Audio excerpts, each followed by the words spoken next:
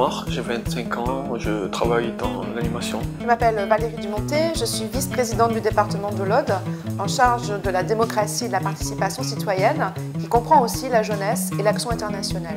Je m'appelle Aurélie Espitalier, j'ai 26 ans et je suis animatrice sur une MJC à Coursan. Je suis Stéphane Pauvillon, je suis directeur de la Maison des Jeunes et de la Culture de Gruissan. Moi je m'appelle Virgile Assarbis, j'ai 19 ans et je suis actuellement à la recherche d'emploi. Suite à des assises de la jeunesse entre 2012 et 2014 et au projet Au Devant les Jeunes. Et c'était un besoin qui était remonté des jeunes qui nous avaient dit on aimerait avoir une instance qui nous concerne et qui symbolise en fait la considération que le département nous porterait.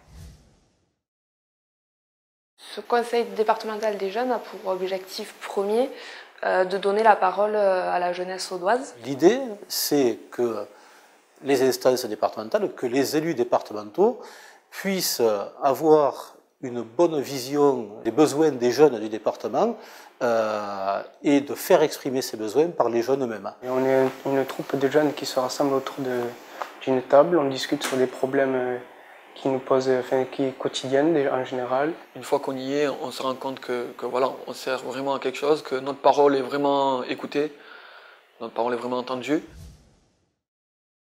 Pour mettre en place le conseil départemental des jeunes, on est parti de ce qu'on ne voulait pas, donc à savoir une instance qui ne bouge pas, qui soit statique, avec un nombre fixe.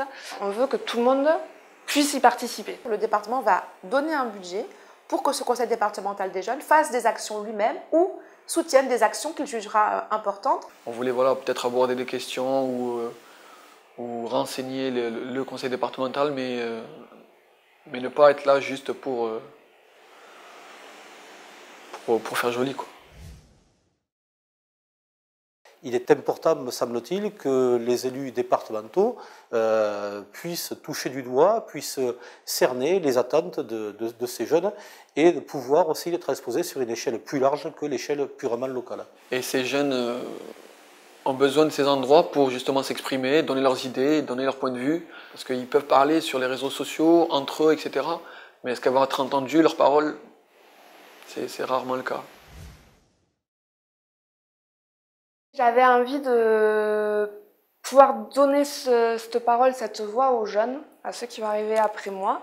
Parce que moi j'ai trouvé qu'on n'avait pas forcément assez matière à s'exprimer, à donner son opinion, à agir, à monter des projets si on ne faisait pas partie d'une association. Ça me permet de m'exprimer, même si je ne parle pas trop souvent en réunion. Mais j'y participe parce que ça me tient beaucoup à cœur de voir tous ces jeunes qui se battent pour un problème qui leur tient beaucoup à cœur. En intégrant un conseil départemental de jeunes ou en tout cas en le touchant du doigt, on se rend compte que c'est pas si facile de changer les choses et qu'on peut changer les choses mais il faut du temps. Et il faut y aller, ouais, surtout il faut pas hésiter.